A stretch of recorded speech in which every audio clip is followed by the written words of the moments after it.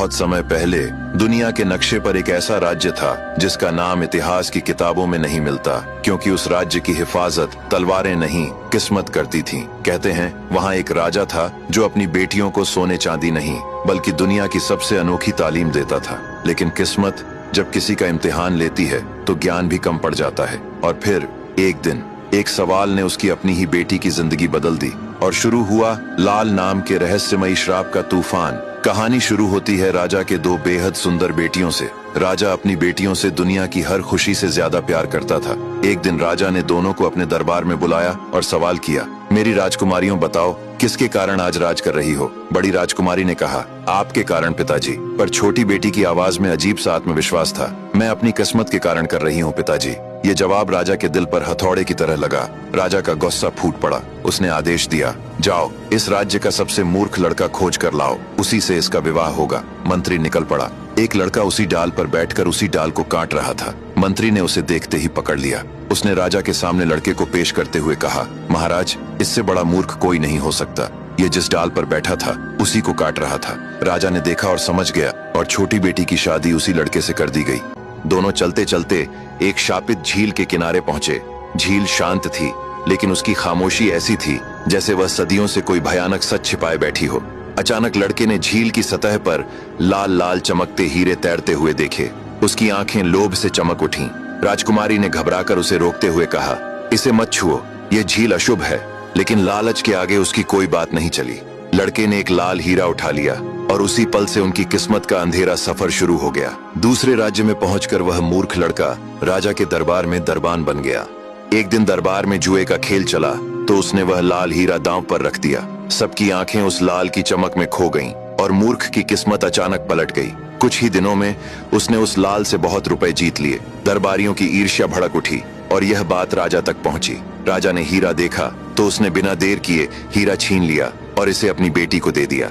राजकुमारी ने उस लाल को गले में पहन लिया। उसने एक तोता और मैना पाल रखा था। उसकी पालतू मैना बोली, राजकुमारी यह लाल तो बेहद सुंदर है। किंतु तोता बोला, तुम क्या जानो, लाल का जोड़ा होता तो और सुंदर लगता। ये सुनकर राजकुमारी के दिल में दूसरा लाल पाने की आग जल उठी। वह सो गई और सुबह तक न खाई न पिया, बस एक जिद करती रही, एक और लाल चाहिए, नहीं तो मैं मर जाऊंगी। राजा डर गया क्योंकि एक ही बेटी थी और उसने मूर्ख दरबान को आदेश दिया कि एक और लाल ला कर दो, नहीं तो पूरे परिवार को गड्ढे में जिंदा दफना दिया जाएगा। वह घर आया और राजकुमारी को सारी बात बताई। राजकुमारी बोली, मैंने उसी दिन आपको कहा था कि लालच न करें, नहीं तो खतरा होगा। पर अब हो भी क्या सकता था। मूर्ख युवक लाल की खोज में निकल पड़ा। चलते चलते वह उसी नदी किनारे पहुंच गया। उसने सोचा, क्यों ना इस बात का पता लगाया जाए कि ये हीरे कहां से बहते हुए आ रहे हैं। यही सोचकर वह नदी के किनारे किनारे चल दिया। एक जगह उसने देखा कि किसी लड़की का सिर कटा है और उसका खून नदी में टप टप गिर रहा है। खून लाल बन रहा है और वही लाल नदी की धारा में बह रहा है। यह देखकर वह चुपचाप एक पेड़ पर चढ़कर छुप गया और छुप छुप कर देखने लगा कि आखिर माजरा क्या है। जब शाम हुई तो एक राक्षस आया। उसने पास के एक पेड़ से एक फूल तोड़कर उस लड़की को सूंघा दिया। लड़की तुरंत जीवित हो उठी। दूसरे दिन जब राक्षस बाहर जाने लगा तो उसने फिर तलवार से उस लड़की की सिर काट दी। उसी तरह उसका खून टपकने लगा। राक्षस के चले जाने के बाद लड़का पेड़ से उतरा। उसने उसी पेड़ से एक फूल तोड़ा जिससे राक्षस ने तोड़ा था और उसे लड़की को सूंघा दिया। लड़की तुरंत जी उठी। लड़के को देखकर बहुत खुश हुई। दोनों ने दिन भर खूब मस्ती की। शाम होने वाली थी तो उस स्त्री ने युवक को मच्छर बना दिया। जब राक्षस आया तो बोला, मुझे किसी मनुष्य की गंध आ रही है। स्त्री ने कहा, यहाँ कहाँ से मनुष्य आएगा मेरे स्वामी। ये सुनकर राक्षस शांत हो गया। इसी तरह राक्षस के चले जाने पर लड़का लड़की को फूल सूंघाकर जिंदा कर देता और शाम होते ही राक्षस फिर उसकी सिर काट देता। 4-5 दिन दोनों इसी तरह दिन भर मौज मस्ती करते रहे। स्त्री उसे जादुई दुनिया में लेकर जाती जहाँ तरह तरह चीजें होती। एक दिन युवक ने कहा कि वह राक्षस से पूछे कि उसके प्राण कहाँ बसे हैं। स्त्री के पूछने पर पहले तो राक्षस टाल मटोल करता रहा, झूठ मूठ कुछ भी बता देता। लेकिन एक दिन उसने सच्चाई बताई। राक्षस बोला, मेरे प्राण 7 समुद्र पार एक ताड़ के पेड़ पर हैं। उस पर एक पिंजरा है जिसमें एक तोता है। उसी तोते के अंदर मेरे प्राण हैं, इसीलिए मुझे कोई नहीं मार पाता। युवक ने यह राज जान लिया और राक्षस के प्राण को समाप्त करने निकल पड़ा। जाते जाते वह एक पेड़ के नीचे विश्राम करने लगा। थका होने के कारण उसे नींद आ गई। उसके सोते ही एक जहरीला सांप निकला और उसे काट लिया। दर्द से उसकी नींद खुल गई और वह तड़पने लगा। वहीं पास की एक गुफा में एक भेड़िया अपनी पत्नी और बच्चों के साथ रहता था। उसने युवक की दर्द भरी पुकार सुनी और उसके पास पहुंच गया।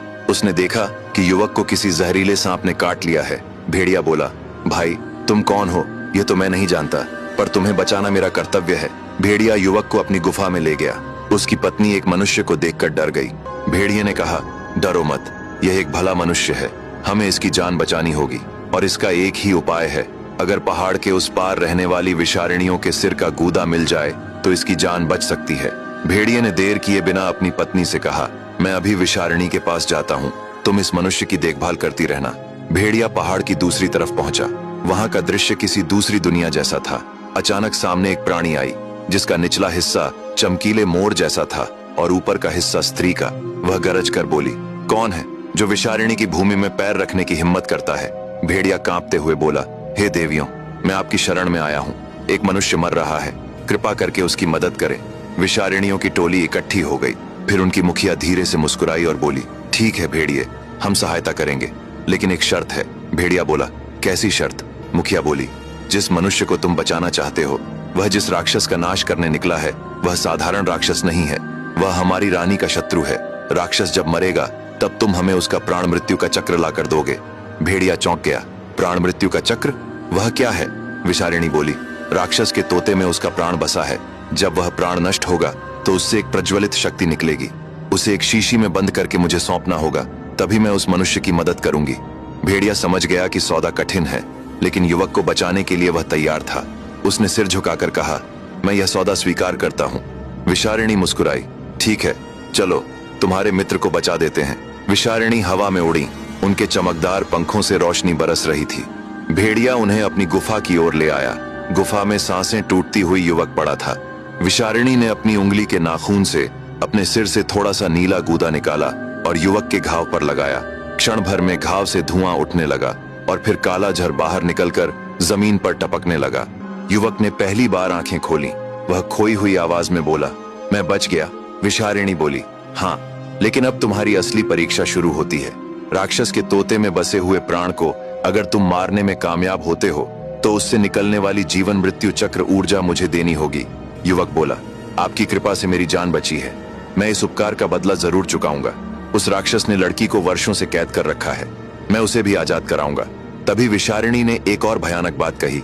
उसने कहा, जिस लड़की को तुम बचाने चले हो वह जन्म से मनुष्य नहीं है, वह राक्षस वरुणाग की बनाई हुई माया नारी है, एक जादुई स्त्री जिसका अस्तित्व उसी के जादू से बंधा है।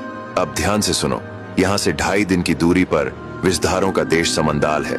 वहां की राजकुमारी विषकन्या बहुत ही सुंदर थी। उसके बोलने पर ऐसा लगता था जैसे बसंत आ गया हो। उसकी सुंदरता के चर्चे कई राज्यों में फैले थे। लेकिन एक दिन राक्षस वरुणाग ने बाग में विचरण करती हुई राजकुमारी विषकन्या को देखा। उसकी मोह में राक्षस बंध गया। वह छुप छुप कर नजर रखने लगा कि राजकुमारी को कैसे अपना बनाए, और एक रात वही हुआ।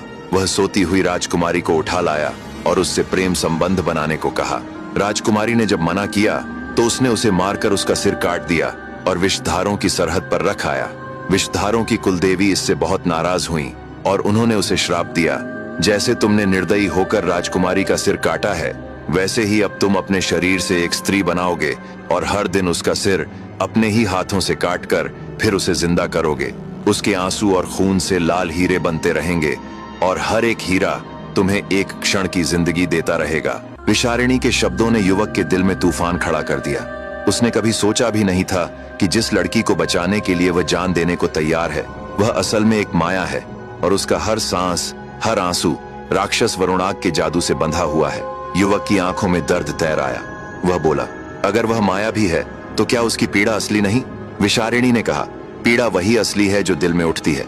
माया हो या मनुष्य, दर्द सबको जलाता है। अभी तक मैंने तुमसे कुछ छिपा रखा था। शायद तुम ये नहीं जानते कि वरुणाग का तोता जिसे तुम मारने जा रहे हो साधारण तोता नहीं है। अभी तुमने आधी ही कहानी सुनी है। तुम्हें क्या लगता है वरुणाग ने राजकुमारी विषकन्या की गर्दन क्यों काटी थी? युवक ने हैरानी से पूछा। क्यों? विषारिणी ने गंभीरता से कहा, समंदर के पूर्व में अधिपति बेतालों का साम्राज्य है। वहां एक योद्धा रहता था जिसे बेताल योद्धा अर्घमान कहते थे।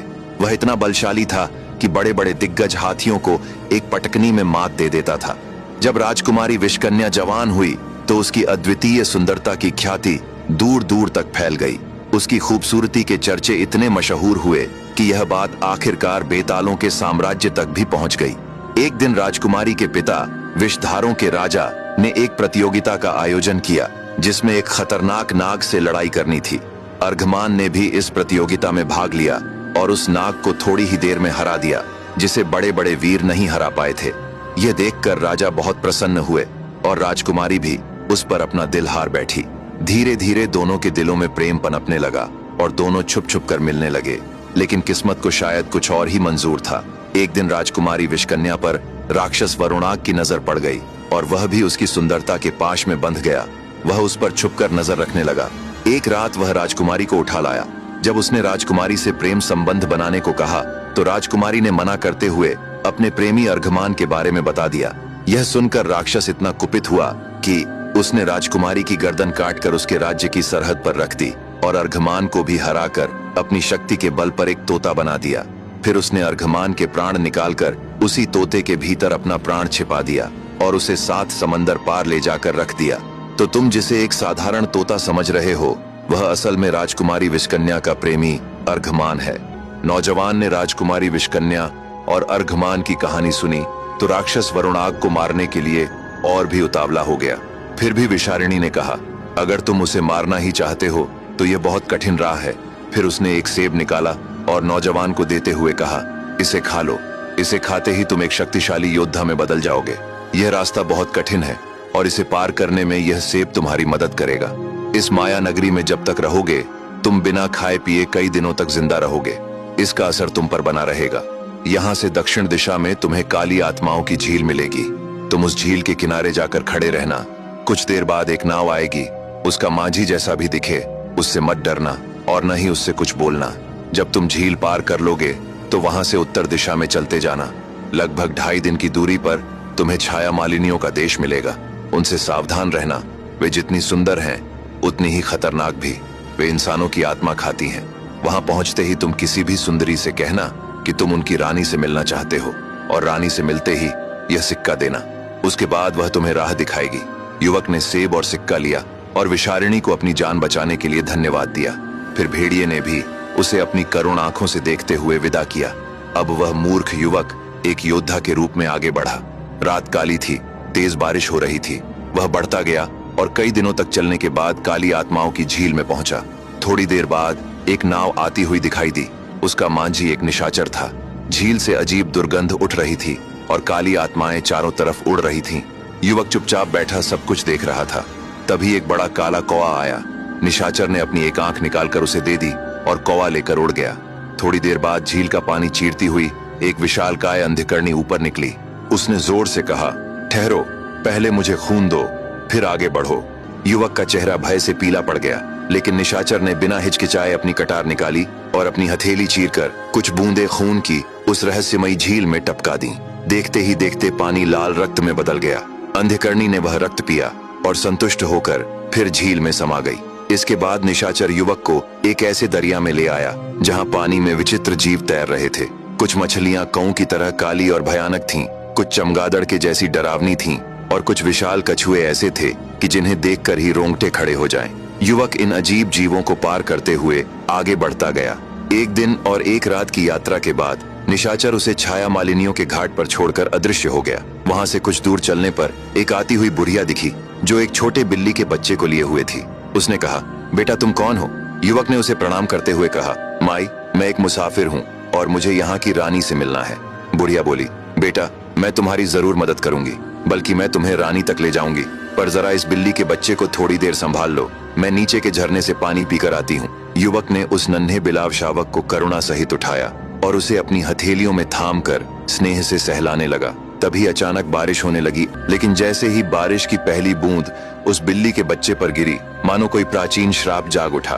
कुछ ही क्षणों में उसका चेहरा विकृत होने लगा और उसकी मीठी सी आवाज राक्षसी गुर्राहट में बदल गई। अगले ही पल वह युवक पर झपट पड़ी। तभी आसमान को चीरती हुई एक तीर सनसनाती आवाज के साथ आई और सीधे उस राक्षसी बिल्ली के शरीर में धंस गई। बिल्ली तड़पती हुई जमीन पर गिरी और कुछ ही पलों में निश्चल हो गई। युवक ने घबराकर ऊपर देखा। वहां एक स्त्री खड़ी थी, ऊंचा कद, तेजस्वी मुख और आंखों में शिकारी जैसी पैनी दृष्टि।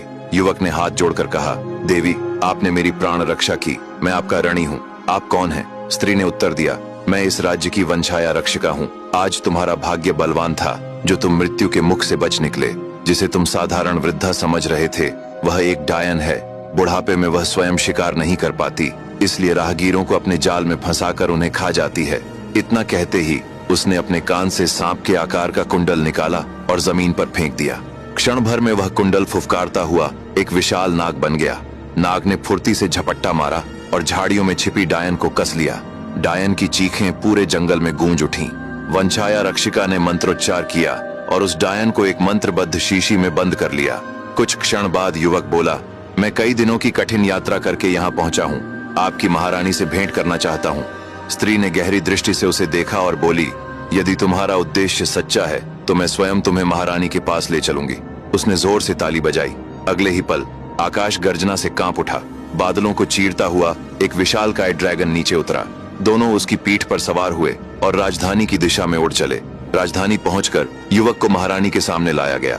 महारानी ने गंभीर स्वर में पूछा, तुम कौन हो और मेरे राज्य में किस उद्देश्य से आए हो? युवक ने वह रहस्यमयी सिक्का निकाला और कहा, यह मुझे दूसरी लोक की रानी विशारिणी ने दिया था। उन्होंने कहा था इसे आपको सौंप दूं तो आप मेरी सहायता करेंगी। मैं राक्षस वरुणाग को मारने निकला हूँ।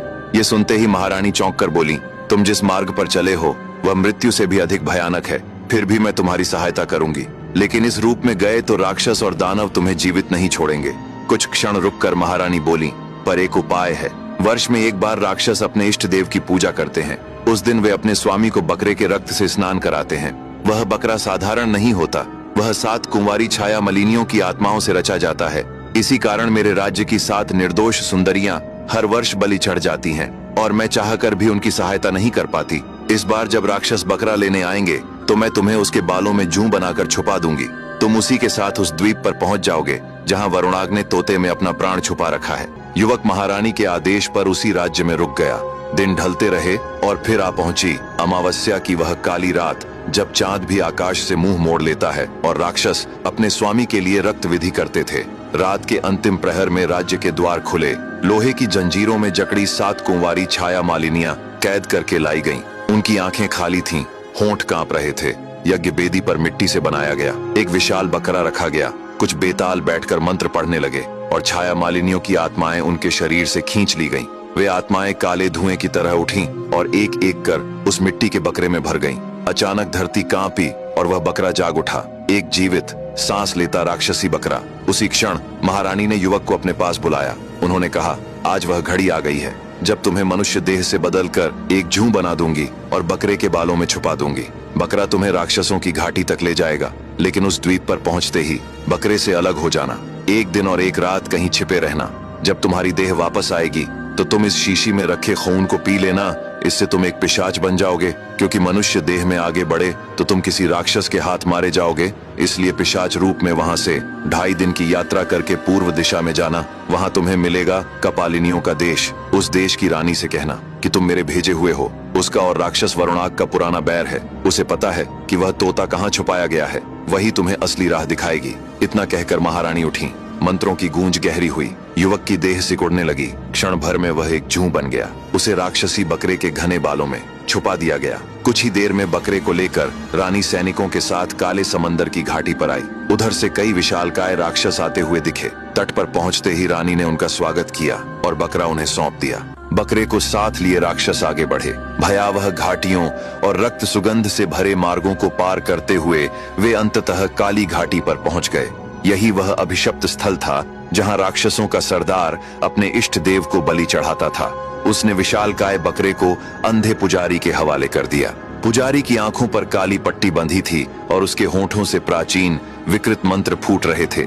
जैसे ही विधि आरंभ हुई, धरती कांप उठी। हवा में खून और धुएं की तीखी गंध फैल गई। उसी बकरे के घने सख्त बालों में युवक जूं बनकर छिपा हुआ था। उसकी सांसें बेकाबू हो चली थीं और दिल की धड़कनें ऐसी गूंज रही थीं मानो राक्षस उन्हें सुन लेंगे। पर अवसर मिलते ही वह फुर्ती से बकरे से निकलकर अंधेरे शिलाखंडों के पीछे जा छिपा। एक दिन एक रात बिना हिले वहीं पड़ा रहा। दूसरी रात के अंतिम पहर उसकी देह पुनः मानव रूप में लौटी और तभी उसे रानी के शब्द याद आए। कांपते हाथों से उसने वह लाल लहू निकाला और पी लिया। जैसे ही रक्त उसके गले से उतरा, उसका शरीर बदलने लगा। नसों में ज्वाला दौड़ पड़ी। आंखें अंधकार में चमक उठीं। अब वह पिशाच बन चुका था। बिना एक क्षण गंवाए वह पूर्व दिशा की ओर निकल पड़ा। 2.5 दिन की कठिन यात्रा के बाद वह पहुंचा कपालिनियों के देश में। धुंध से ढके द्वार पर 2 निशाचरी पहरेदार खड़ी थीं। युवक ने विनम्रता से अपने आने का उद्देश्य बताया। उसे तुरंत महारानी के सामने प्रस्तुत किया गया। महारानी ने उसकी आंखों में झांका और गंभीर स्वर में कहा, तुम्हारा मार्ग रक्त से भरा है, फिर भी तुम रुके नहीं। युवक ने छाया मालिनियों की रानी का संदेश सुनाया और बताया कि वह राक्षस वरुणाग का वध करना चाहता है। महारानी कुछ पल मौन रहीं, फिर बोली, उसके प्राण उसके शरीर में नहीं बल्कि एक तोते में कैद हैं। राक्षस ने अपने ही शरीर से एक स्त्री की रचना की है। हर दिन वह उसका वध करता है। उसी क्षण उसकी शक्ति क्षीण होती है और वह मायावी कारागार में फंस जाता है। बस वही क्षण तुम्हारा अवसर होगा। इतना कहकर महारानी ने मंत्र पढ़े। काली आत्माओं से बना एक भयावह ड्रैगन प्रकट हुआ। फिर उन्होंने कहा, इस पर सवार हो जाओ, यही तुम्हें तोते तक ले जाएगा। जैसे ही युवक उस स्थान के निकट पहुंचा, राक्षस को आभास हो गया। धरती फटने लगी, आकाश काला पड़ गया। पूरी शक्ति के साथ राक्षस वहां आ पहुंचा। आंखों से आग बरसती हुई, मुंह से विष टपकता हुआ और शरीर से धुआं उठता हुआ। पर उसी क्षण युवक ने एक ही झटके में तोते की गर्दन मरोड़ दी। तोते की चीख के साथ ही राक्षस की छाती फट गई। उसके शरीर से काली आत्माएं निकलकर आकाश में विलीन होने लगी। वह घुटनों पर गिरा और जमीन छूते ही राख में बदल गया। युवक ने तोते से निकली मृत्यु चक्र शक्ति को एक बोतल में कैद कर लिया। फिर वह काले ड्रैगन पर सवार होकर कपालिनियों के रहस्यमय देश में पहुंचा, जहां रानी यह जानकर बहुत प्रसन्न हुई कि राक्षस का अंत हो गया है। रानी ने अपने जादुई बल से उसे फिर से मनुष्य देह में वापस कर दिया। साथ ही उसे एक प्राचीन पत्र दिया जिसमें एक नाव कैद थी। उन्होंने कहा, इस नाव को उत्तरी समंदर में छोड़ देना। पानी में आते ही यह एक बड़ी नाव में बदल जाएगी। इस पर सवार हो जाना, यह तुम्हें छाया मलिनियों के देश तक ले जाएगी। युवक उस नाव में सवार होकर छाया मलिनियों के देश पहुंचा। रानी उसके वापस आने पर बहुत खुश हुई। वह वहां कुछ दिनों तक रहा। इसके बाद रानी ने उसे सम्मान के साथ विदा किया। युवक चलता हुआ शापित झील पहुंचा।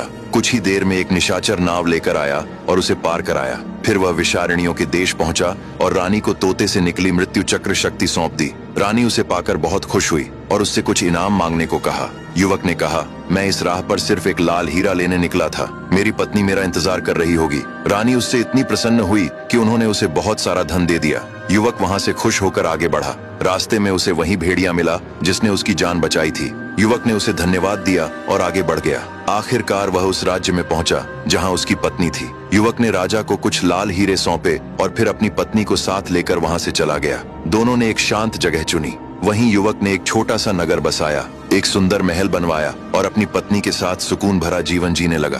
तो दोस्तों, कैसी लगी आपको यह कहानी? ऐसी ही और कहानियां सुनने के लिए मेरे साथ जुड़े रहिए।